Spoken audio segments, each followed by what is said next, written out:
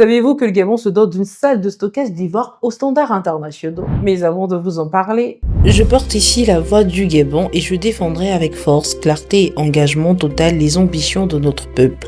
Tel a été le message publié par le président de la République sur sa page Facebook à l'occasion de son déplacement cette semaine à Abu Dhabi.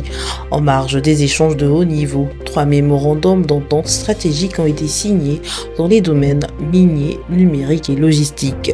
Ces accords traduisent la volonté du président de renforcer des partenariats structurants afin d'accompagner la transformation de l'économie, favoriser la création de valeurs locales et consolider l'attractivité du Gabon. Sur le plan national, le président de la République a échangé avec les responsables de l'entreprise italienne Todini. Objectif, relancer 2 projets majeurs longtemps restés en attente, notamment les barrages hydroélectriques de Boué et de Tingué-les-Lydie. À terme, ces 2 infrastructures pourraient produire près de 400 MW, contribuant à sécuriser l'approvisionnement en énergie, à réduire la dépendance aux solutions coûteuses et à renforcer l'indépendance énergétique du pays.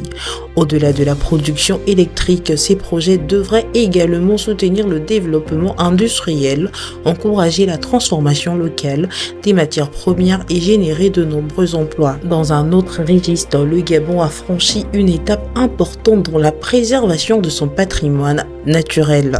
Le ministre des Eaux et Forêts et l'ambassadeur de France au Gabon ont officiellement réceptionné la salle nationale de stockage d'ivoire.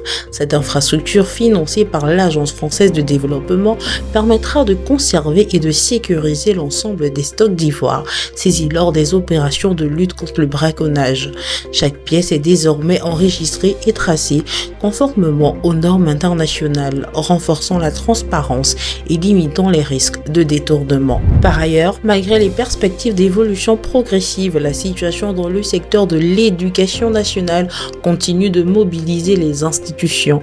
Dans ce contexte, le président de l'Assemblée nationale a échangé avec une délégation du collectif SOS Éducation La Base, aux côtés de plusieurs députés. Les représentants syndicaux ont exposé leurs préoccupations et attiré l'attention sur les conséquences de la crise pour les élèves dont le droit à l'éducation demeure un enjeu essentiel. En retour, le président de l'Assemblée nationale a rappelé le rôle du Parlement et l'importance de privilégier le dialogue afin de parvenir à des solutions durables. Du stockage sécurisé de l'ivoire au barrage hydroélectrique, le Gabon se réinvente. Et vous, êtes-vous prêt à voir ces changements en action? Dites-le nous en commentaire.